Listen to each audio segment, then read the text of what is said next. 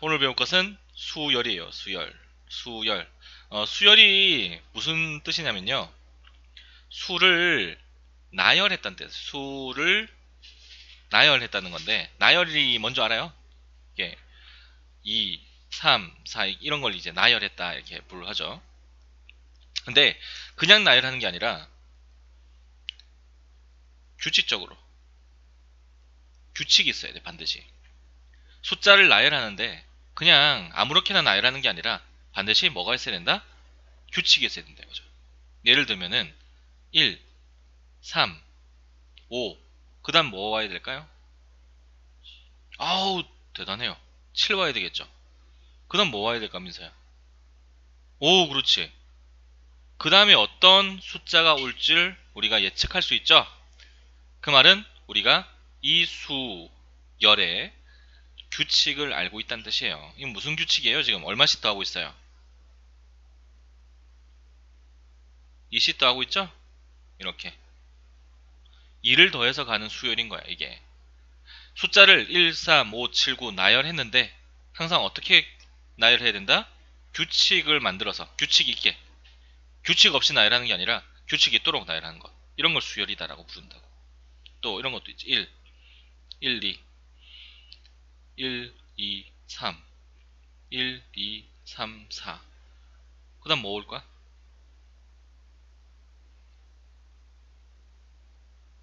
그 다음 뭐가 와야 될까요? 숫자 그 다음 뭐가 와야 될까요? 그렇지. 1, 그 다음에 2, 또 그 다음에 그 다음에 그렇지. 이렇게 오겠지.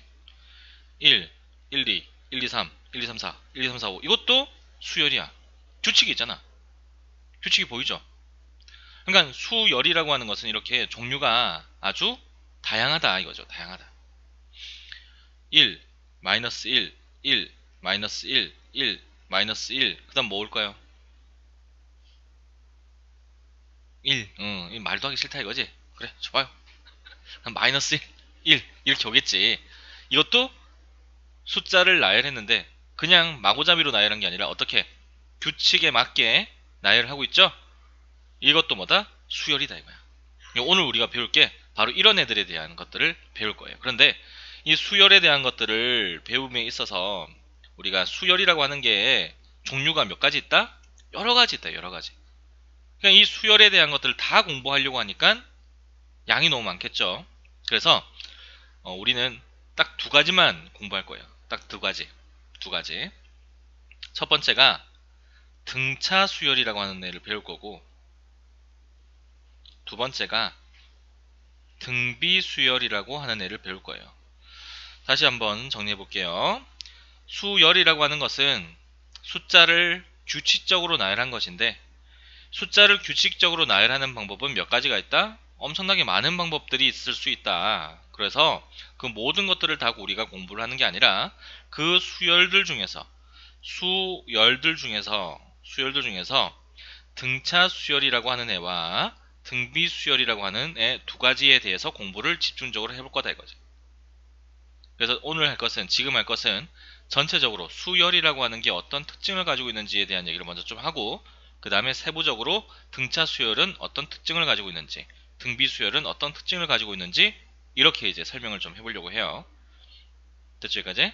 우리 배울 게 뭐다, 오늘? 수열이다, 이거, 수열. 수열은 뭐다? 수를 그냥 나열한 게 아니라 규칙적으로 나열한 것을 우리가 수열이다 라고 불러요. 이때 이 처음 나와 있는 숫자를 우리가 뭐라 부르냐면은 첫째 항이라 불러요. 첫째 항. 항이라고 써요. 항. 처음에 있는 항이니까 첫 번째 항, 첫째 항. 그럼 두 번째 있는 애를 두 번째 항, 둘째 항, 세 번째 있는 애를 셋째 항, 세 번째 항 이렇게 부를 수 있겠죠. 그 다음 얘를 우리가 수학적 기호로는 어떻게 표현을 많이 하냐면 소문자를 많이 써요. 소문자. 소문자를 쓰고 여기 밑에다가 작게 1이라고 쓰면 이게 첫 번째 항을 나타내는 수학적 기호 중에 한 개예요. 이렇게도 쓸 수 있겠죠. B1, 뭐 C1이라고 쓸 수도 있어. 근데 이제 알파벳 A가 제일 먼저 온 놈이니까 A를 제일 많이 써요. 이 수열에서 첫 번째 항은 1이고요. 두 번째 항은 마이너스 1이에요 라는 뜻이에요. 됐나요, 여기까지?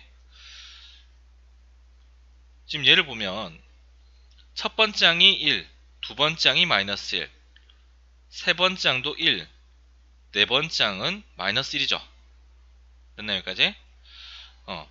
이러면은 AN이라고 하는 것은 우리가 n번째 항이라고 얘기를 할 수가 있는데, 이 n번째 항이라고 하는 것은 어떻게 표현할 수 있냐면 마이너스 1에 n-1제곱이라고 표현할 수 있겠네.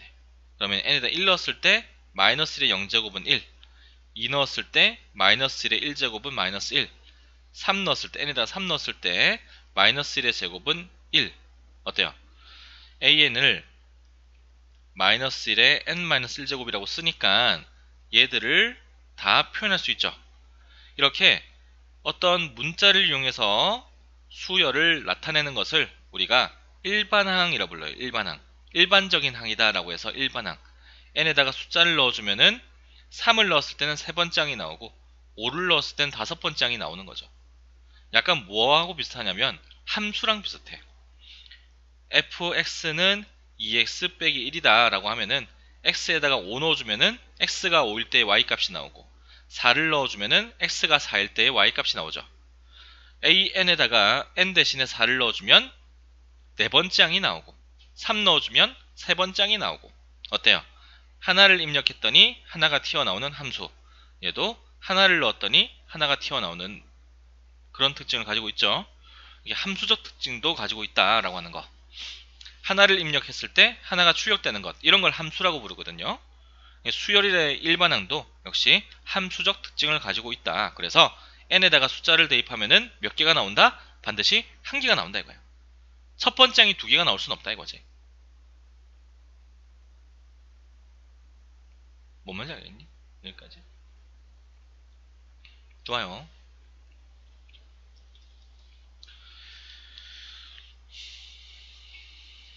1, 1, 2, 3, 5, 8, 13. 그 다음 뭐 오겠어요?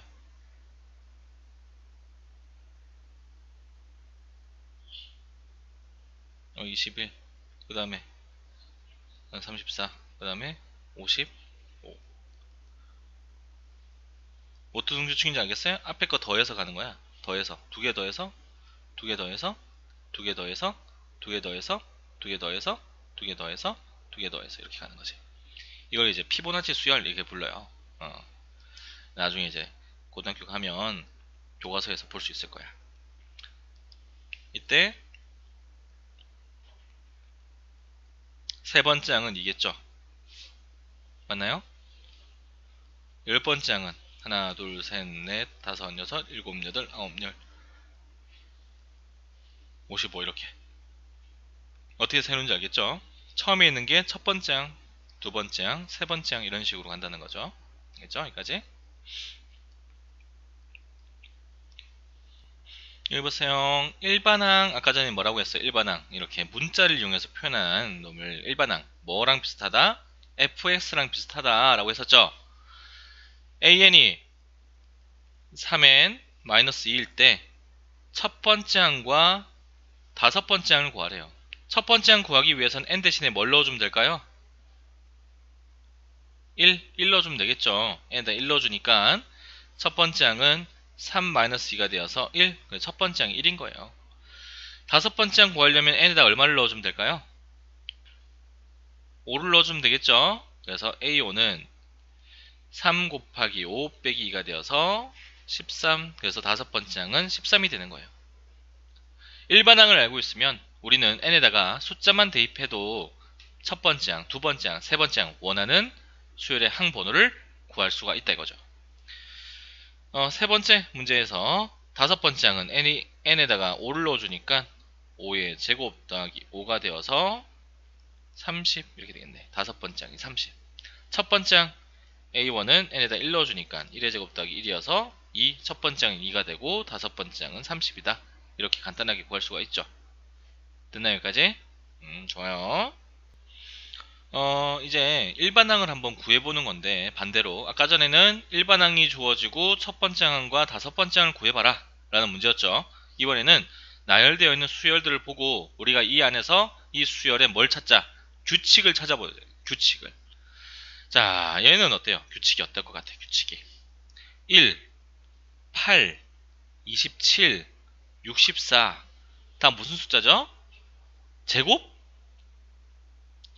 세제곱, 세제곱. 아유, 눈을 떠, 눈을 떠. 아이고, 고고고고고고고고. 정신 차려. 얘는 1의 세제곱, 8은 2의 세제곱, 27은 3의 세제곱, 64는 4의 세제곱이야. 첫 번째 항이니까 1의 세제곱, 두 번째 항이니까 2의 세제곱, 세 번째 항이니까 3의 세제곱, 네 번째 항이니까 4의 세제곱. 그러면 일반항 AN, n일 때는 뭐의 세제곱? 뭐의 세제곱?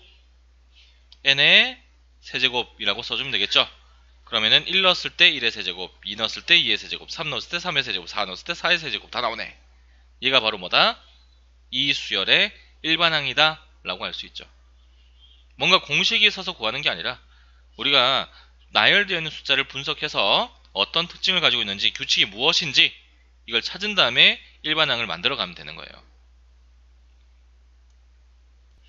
그 다음 2번, 첫 번째 항일 때 1 곱하기 2, 두 번째 항일 때 2 곱하기 3, 세 번째 항일 때 3 곱하기 4. 여보세요? 1일 때 여기도 1, 2일 때 여기도 2, 3일 때 여기도 3이니까 AN일 때는 N, 1일 때 2, 2일 때 3, 3일 때 4, 4일 때 5니까 N일 때 N 플러스 1. 이렇게 어떻게 해볼 수 있겠어요? 이렇게 얘에다 1 넣어주니까 1 곱하기 2 넣어주니까 2 곱하기 3 넣어주니까 3 곱하기 4 표현할 수 있겠죠? 두 번째 문제는 일반항이 이렇게 나올 거예요. n번장, 일반항 같은 말이에요. 알겠죠? 3번은 아까 해봤던 거네. an, n번장은 마이너스 1의 n제곱이겠지. 1 넣었을 때 마이너스 1, 2 넣었을 때 마이너스 1의 제곱이니까 1. 그쵸? 뿔마뿔마가 반복되는 형태. 이렇게